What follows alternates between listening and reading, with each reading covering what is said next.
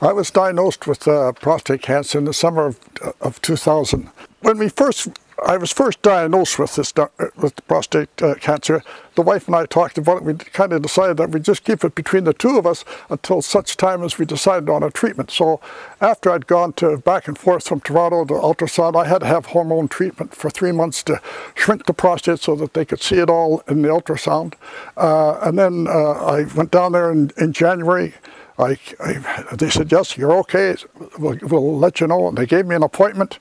I went back to Thunder Bay, and after having a chat with my urologist, he suggested that I consider brachytherapy. And so he made a referral to the oncologist. I went and saw the oncologist, and he said that I could qualify for the brachytherapy. I'd have to go down to Sunnybrook and have it checked out to make sure that the size of the prostate was within the confines that they needed to perform the brachytherapy. I knew very little about prostate cancer. Very, very little.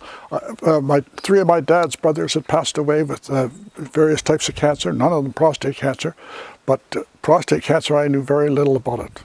I knew nothing about brachytherapy neither. Well, the thing about brachytherapy was the recovery time. It was very little downtime as far as very little stress on the body. I'd had one hip replacement. I was having a problem with a knee as well, which I had later on that same year. In 2001, I had the knee replacement. So we decided I'd better not have another operation, that we go with the brachytherapy. Brachytherapy is a process whereby they turn around, they stretch up in the operating room. Like the only way to describe it is like you're in the birth position, eh?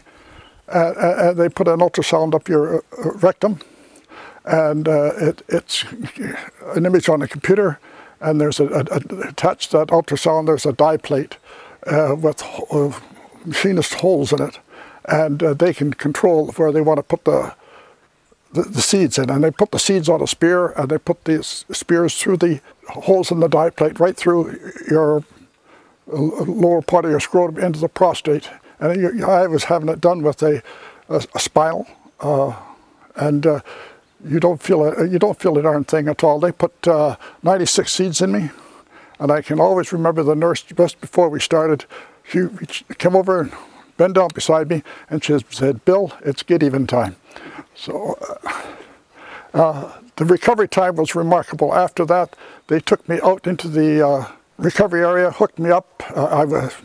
I had something to eat, had a drink. The girls came out, started poking needles in my legs to see if the freezing was going. And a few hours, I guess it was about 3 hours later, I was told if I could walk down to the washroom, walk back, pee in the tin bucket, then I could go. I got up, I walked down to the washroom, walked back, urinated in the tin bucket, and I was out of the hospital. A very short time I spent in the hospital. No, I didn't end up going in the dark. It was a fantastic treatment as far as I was concerned. I'm really pleased. Over the years, the PSA goes up a bit after the treatment, and I mean up. It goes up to something just under 1, and then it came right down, and now it's at 0.01 or something right now. It's so insignificant, it's not even funny. Side effects, I guess as far as erectile dysfunction, it takes a while to set in. Everything wasn't too bad after I'd had the brachytherapy, but it slowly, as the radiation took hold, the erectile dysfunction, it also took hold. I had no problems with the urination or incontinence or anything. Until about 5 years ago, and then I had a major problem with scar tissue. And in the last 5 years, I've had 8 scar tissue operations, and I'm due for another one very shortly. But that's been my main problem, and scar tissue is a sign that you're a good healer, and not everybody has the problem with scar tissue. And I've been told that mine is an extreme case, and that it's not everybody that has to go through what I've been going through. I went out that morning, and I come back, and as I walked in the house, my daughter turned to me and she said, "There's a message for you on the answering machine, and it's from Sunnybrook Hospital."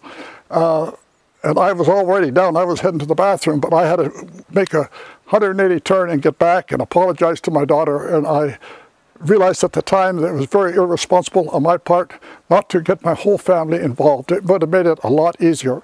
And at first she was a little bit, I guess, perturbed with her father for not letting her in on it. But we had a good chat, and I filled her in all the details and seen that it was to the point, and it was an early stage, slow-growing cancer that I had. She was very pleased with that part of it, and she thought I'd picked the right treatment. She was very conscious of what was going on and was very considerate, and she has been a lot of help to my wife and I. One thing about the families, what I do believe in is that everybody, get your whole family involved. It's a lot easier on you with your daughters and your sons. Let them help you make the decisions, at least be part of the decision, and let them know what's going on continually. What I did was kind of selfish, and I felt bad about it at the time, but luckily for me, it worked out pretty good. Can you make it 31? No. No, it's a go. I get one. Okay, you get one for your last. Play